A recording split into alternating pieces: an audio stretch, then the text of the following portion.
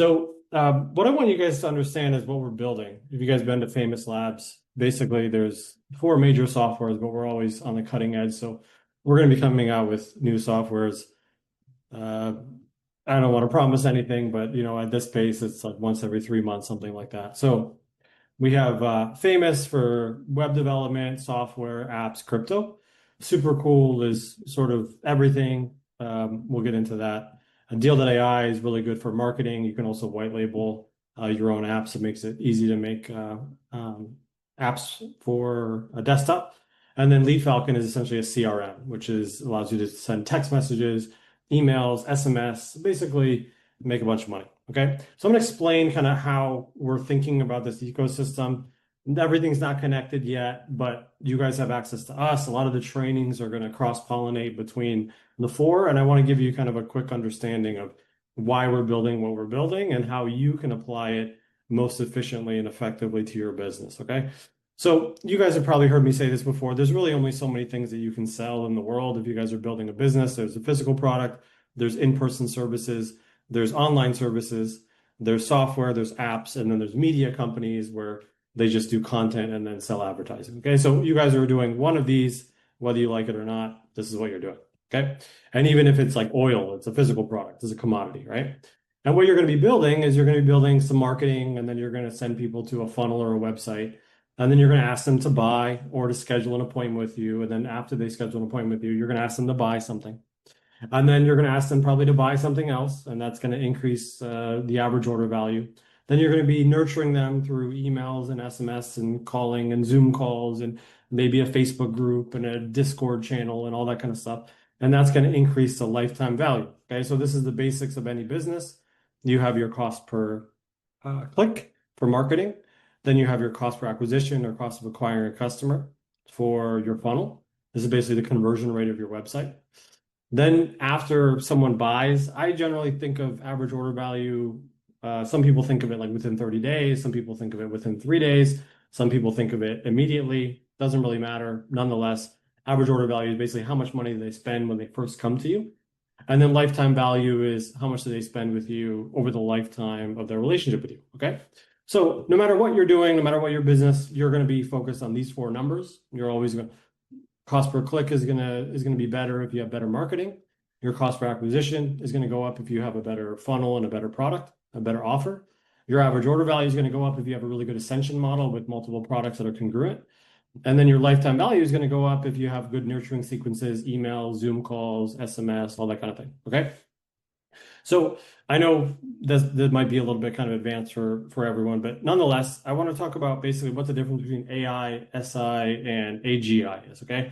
So artificial general intelligence eventually is you're going to be able to, you might not even have to say anything. You might just tell it at school, like, yeah, I want to make $1 million and I want to, have a book company. And then AGI, artificial general intelligence, will either make that company for you or talk to other AIs, and who knows what that's going to look like. And if it's in robotics, I don't know, maybe we're all on universal basic income or something. But we're not there yet. I don't think we're very close. And AI, what's been, really hot for, let's call it the last 3 years, 4 years, something like that, has been essentially tools that replace employees, but they don't really do a lot of thinking for you. Okay.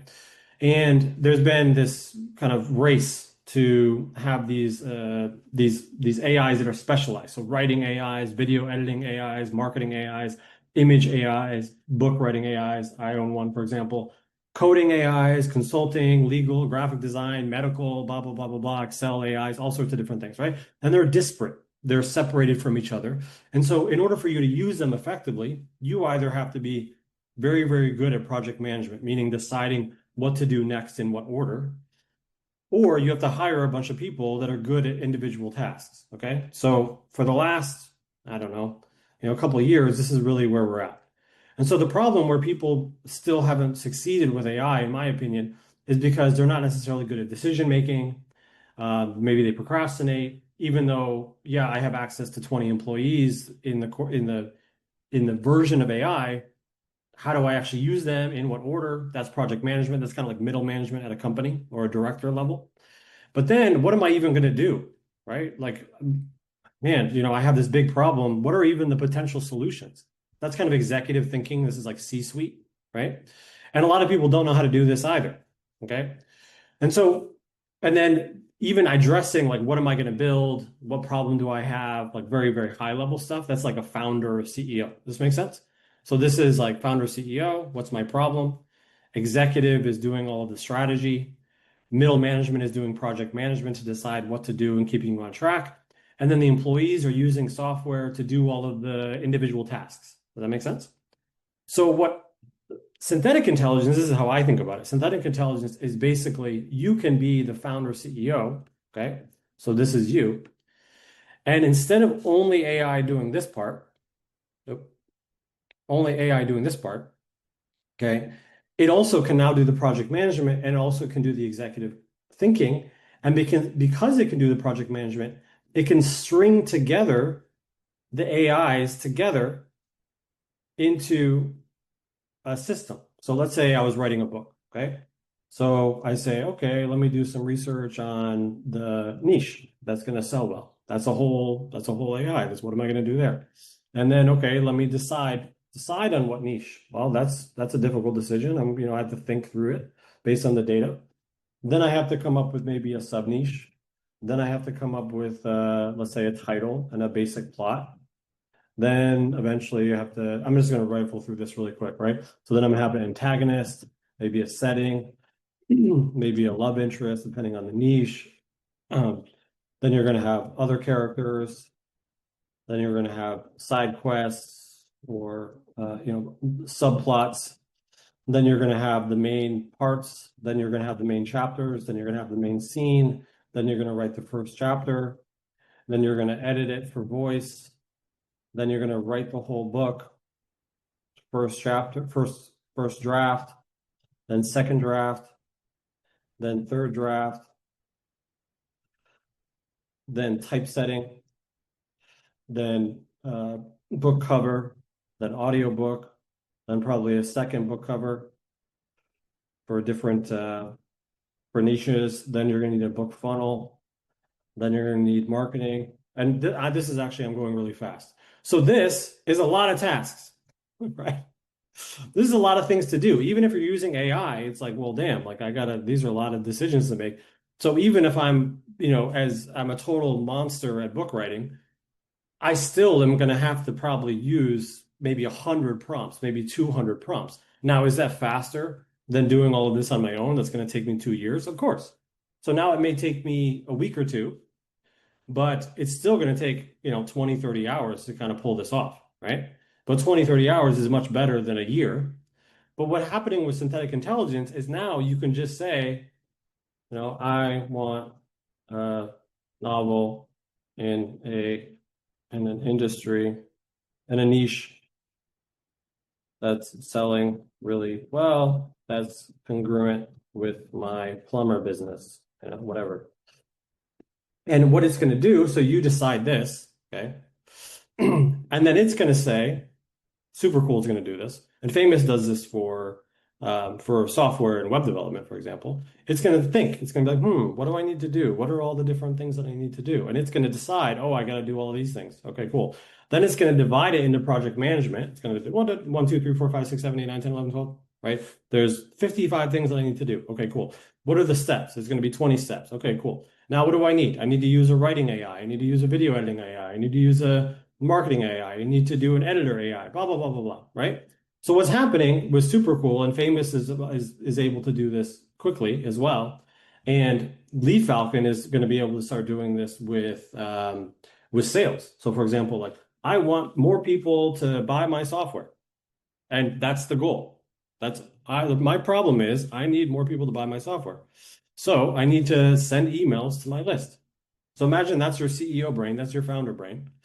All of a sudden, if you use the right tool, that's synthetic intelligence, not AI, synthetic intelligence, it's going to be able to do all the planning, do all the thinking, do all of the writing, connect with everything, and then actually do the thing. Okay? So this is a really good test. This should be exciting for you guys because now you can just be a CEO. Your job is essentially to decide what the problem is that you have, suggest the next step that you need, and then discern whether you like the output, right? So what did we do on this call? We saw funnels, but we said, okay, those are good, but here's 5 things that we can improve. Well, that discernment, those 5 things that we can improve, that's essentially your job, right? So your job is to basically make decisions, be discerning, and use the synthetic intelligence to get you to the next step in your business. Does that make sense? Is everyone following? So the way that I'm thinking about this is if you're doing marketing, you're going to use Deal.ai. I use Deal.ai for videos. I still use it for images, for example. I own a company called Book Daddy, which has a lot of subscribers for book writing, although we're starting to use Supercool for that. And we're kind of migrating over to that because Supercool is so good. And then Supercool is like, I should probably send emails. Like, what should I do? If you ask Supercool, okay, take a look at my website, what are some emails that I should be sending to people? And then it will say, okay, well, this seems to be the products that you're selling. If someone buys this, maybe we have an onboarding sequence. If someone doesn't buy this, maybe we have an abandoned cart sequence. If someone doesn't schedule a call for your appointment, we send them a reminder sequence, right? So all of these things that an internet marketer or a copywriter would know, you might not know that intuitively, but if you ask the right question, Supercool is going to be able to tell you what to do. Does that make sense? The same way that Famous, you can tell it, build me an app for moms that are wanting to teach their kids Mandarin. Okay, you can just type that into Famous, and what is Famous doing? It's thinking. It's like, well, what does that even mean? What do I need? What are the different things that you need? Maybe there's vocabulary. Maybe there's some gamification. Maybe there's some repetition. What are the actual words are we going to use? At what level is it going to be? What's the price? It's going to start thinking, right? It's going to think, and then it's going to make some decisions, and then it's going to start deciding, okay, well, now I need to make a couple pages. Okay, now how do I do that? Okay, well, I need to code them, and then it's going to say, oh, I'm going to go into Mr. Coder, and I'm going to start coding, and I say, well, what is the writing on this page? Oh, well, the writing. Let me talk to Mr. Copywriter. We said, well, yeah, but we need a video for the page. Okay, let me talk to Mr. Video Editing.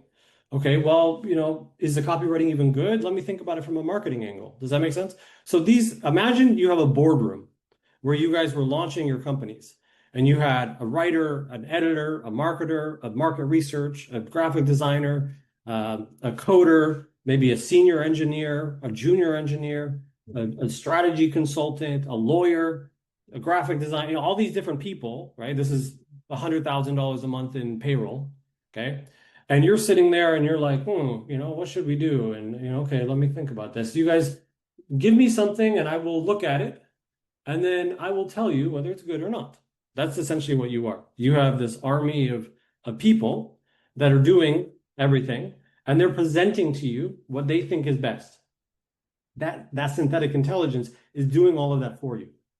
And then your job is to look at it and say, that's not right. That's not right. I want to improve this. This is really good, but maybe we should do even more of that. Okay, this is good, but maybe this could be like that instead. And that is your CEO founder brain. Does that make sense? So this is kind of what's happening, but there's still groupings of things that you need to do, right? And so because there's groupings, there's planning and strategy and content creation. That's why we built Supercool. Websites, software, and apps require coding. So that's why we built Famous. It's like a specialized in coding. And then for marketing, Supercool can do a lot of marketing, and Deal is really good at marketing as well. So that's why we built that. And then for the lifetime value, you have Lead Falcon to be able to send emails and SMS and calls and that sort of thing. Does that make sense? So we're building an ecosystem where you can build with code. You can do all of your strategy and creative work. You can do marketing, and you can also do sales. So obviously, we're not going to make any promises for connecting them beautifully and perfectly on the back end, but you can see kind of why we're building what we're building. It's a larger ecosystem for you guys to be able to use tools that speed up your process and allow you to be a CEO and kind of think like that. So the way that, and just to give you guys an understanding of like what you guys should be doing in terms of your product portfolio is, generally speaking, what I like to do is I like to have an ascension model. So you might have a free product, a low ticket offer, a medium, or maybe a software with a recurring software monthly price. Then you might have something that's a little bit more expensive, maybe $1,000 or something like that. And then it's super expensive, maybe 5, 10, 15, $20,000. Or maybe you have a web developing agency where you charge $1,500 a month to do Facebook ads after you do something like that, right? And so there's all these different things that you can do. And a lot of the times, the reason why I always say you should start here with your company is because these products, you start here deciding, which by the way, Super Cool can give you like really good suggestions on what to do, is you are going to then, once you have this menu of products and services that you're going to test, now you can quickly go to market because you can create marketing assets on Deal and Super Cool. You can make your website and maybe an MVP of your software on Famous. Any strategy decisions or also creative work or PowerPoints or songs or videos or advanced graphics or movies or lead gen or like ebooks, all that kind of stuff you can do with Super Cool. Super Cool is essentially like unlimited. And then once people are in the ecosystem, eventually you'll be able to use Lead Falcon to be able to nurture those leads. And in digital marketing, this is called like squeezing the juice, is getting people to buy them. Okay. And Apple does, and if you're like worried about this kind of thing, I get people are always like kind of confused about this, but like if you go to like apple.com, it's kind of funny. So, apple.com is immediately like buy, right? Like apple.com is just like a series of funnels. That's kind of funny. It looks cool, but it's really just a funnel. So then you say, oh, I'm going to pre-order this. Okay, cool. And then what do? They immediately start upselling you. They're like, oh, you should buy more. Oh, you should buy the bigger one. Okay, select. So, And then so here, you're going to probably ask me, yeah, do you want extra this? Upsell. Extra this, upsell. Oh, I want extra memory, upsell. You see, like upsell, like this is just a funnel. This is, yeah, I want to add this. Yeah, I want to add this, right? So everyone does this in terms of like increasing your average order value, even Apple. Or if you're at a store at the mall, they're like, would you like to also get the cleaning equipment with your shoes? That's an upsell. You're at the grocery store and they say, would you like a magazine and a Snickers bar? That's an upsell, right? So you want to eventually have these upsells and these funnels and that sort of thing. So this is kind of the way to think about what we're building here. The number one priority for you guys is to keep up. Okay. So the biggest competitive advantage that you have right now is being on the cutting edge and keeping up with what's going on. Okay. There's a book that I really love. It's called The 22 Immutable Laws of Marketing. Okay. I always have books on my desk. And it's kind of funny. This the first law is be first. Okay. It is better to be first than to be better. That's the first law. That's funny. So meaning like you got to stay on the bleeding edge, right? And then law number 2, this is kind of funny. If you can't be first in a category, set up a new category so you're first anyways. I love it. Meaning the idea is like step 1 and the first 2 laws are basically the same law, which means like you got to ride the wave. You got to be on the edge. Okay? That's where the innovation is, that's where the excitement is, and that's where the most value creation is, and therefore that's where the most money is. Okay? So because the most money is on the edge, your job is to keep up. Now, what I just taught you was a general, okay, this is how you understand what synthetic intelligence is. This is generally where the industry is. Here are some tools that we're building for you. Here's how I recommend you use them. But now the practical application of clicking the buttons, making sure that the prompts are right, how to think about everything, how to connect them, what are we going to do, yes or no, all of these like micro details is the difference between winning and losing. So just because you now understand what's happening, this doesn't mean that you're going to win. Okay.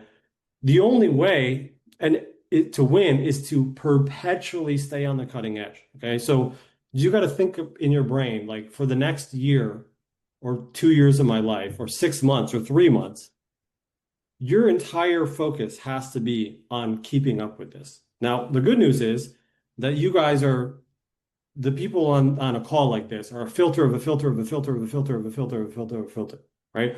So you guys are already there, right? You have the energy, you have the ambition, You're obviously humble enough to like learn new things. That's amazing. Okay, so you guys are there. But what I would encourage you, and this is to kind of full circle come back to what Alex was saying in the beginning. A lot of you guys asked for, well, where are the replay videos, and how are we gonna, is there a PDF that can kind of summarize what we talked about and this kind of ongoing education? And those are great questions. Okay, those are great questions. Um, I'm going to promise that I'm going to do my very best, okay, to improve the educational component of this ecosystem. Okay. So we have an amazing team that's night and day trying to improve the softwares every single day. Okay. But as the software improves, how do you keep up with the software? Obviously, just click around and test it and try to push it to its limit. Okay. Um, that's obvious. But in addition to that, I want you guys to start coming to more than just this Sunday call. Come to a Tuesday, come to a Wednesday. We're going to be starting to send emails, and we're going to come out with training programs where you guys can get certifications to either set up your agencies or work with other companies. And we're also going to have events. We're having an event on October 27th. It's going to be amazing. It's basically teaching you how to apply all of these tools in order to either use them for your own business or to start a business and use AI to help other businesses do the same thing or to build your software, whatever it is. This is the opportunity. Okay. Um, and it's just the truth. This is like imagine, starting TikTok the first month that TikTok started. Imagine, being one of the first 100 apps in the App Store, right? Imagine, when Netscape Navigator came out in, 1992 or whenever, and, you were one of the first websites, right? 22 immutable laws of marketing. Law number one is be first. Law number two is if you're not first, create a new niche and be first anyways. Okay. So if everyone's like, what is that? I don't understand. That's great because in 5 years, everyone's going to be using this. So either you're going to be a user or you're going to be an owner. Does that make sense? You're either going to be in the owner class. It's like it's funny when, not to get political, but whenever there's a downturn in the economy, really wealthy people get excited because they're like, "Ooh, everything's on sale." Does that make sense? So if you're in the owner class, or if in the United States, it's like, "Oh, there's like tax breaks for the wealthy." Usually, what that means is like tax breaks for companies, and so company owners are like, "Great, there's a tax cut. That means I can hire more. That means I can do more marketing. That means I can improve my product."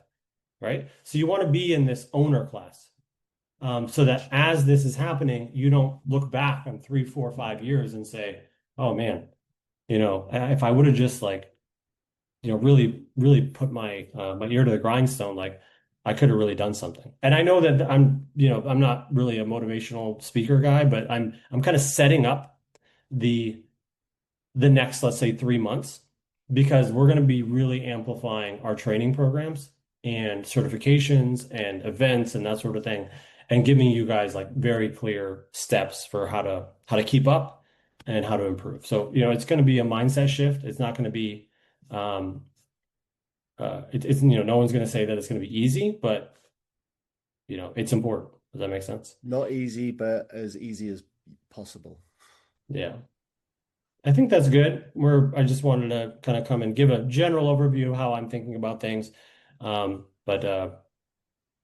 we'll get into micro details. Like we'll have events on like how to do lead magnets or how to do a funnel for a service company or how to do a book for nonfiction to build your authority or how to do email sequences to increase the or decrease your churn rate on your software. Like lots of things to talk about. Okay. And we're going to do individual trainings on these calls. So look out, like open your emails, like go into Discord, actually pay attention because if you miss out on this kind of stuff, we're going to have certifications where you can look at the content later, but it's always free is always better, which means that like show up, okay?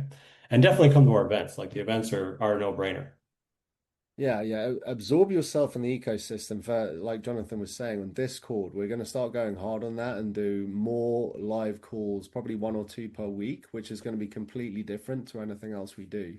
So if you really want to maintain on this bleeding edge with us, like I'm telling you, it might be a little more work, but absorb if you're serious about this, whatever you're doing, starting something new, scaling a business, building a brand, whatever it might be, absorb yourself in the ecosystem, because the more you do that, the more firepower that you'll have in your arsenal. And one quick thing, because when you were going through your ascension model, I'm sure some people were like, "Oh wait, what's happening with the ascension model?" A super cool hack. Go on super cool and say like, "Hey, I'm a health and fitness coach for XYZ.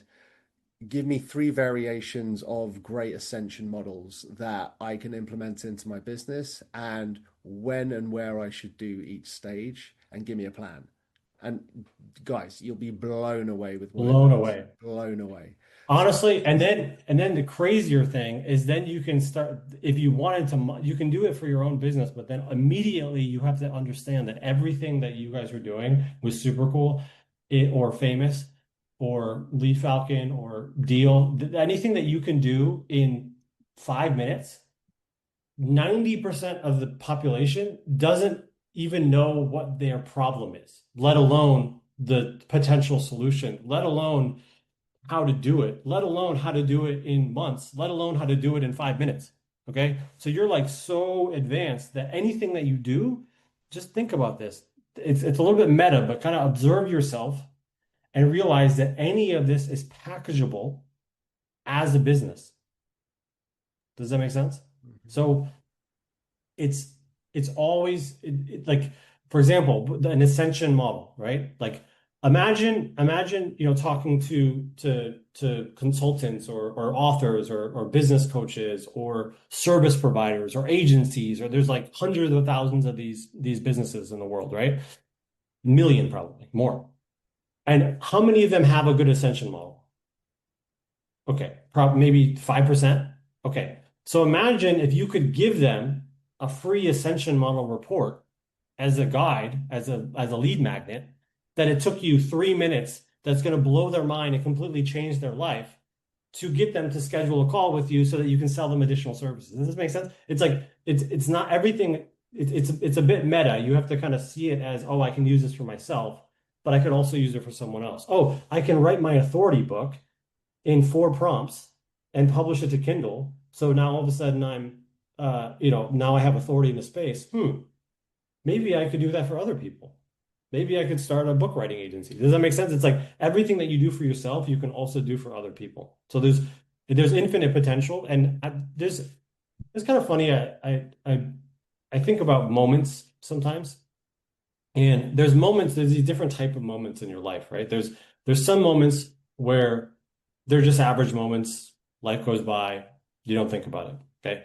Then there's these average moments that you think that you only realize were really important after the fact, and there's nothing you could have done about it. It's like butterfly effect. It's like, oh, if I wouldn't have gotten to that elevator, then that girl wouldn't have said hi to me, and then she wouldn't have introduced me to her whatever, and then I got married. It's like some kind of random thing like that. You can't really control it, but those moments do happen.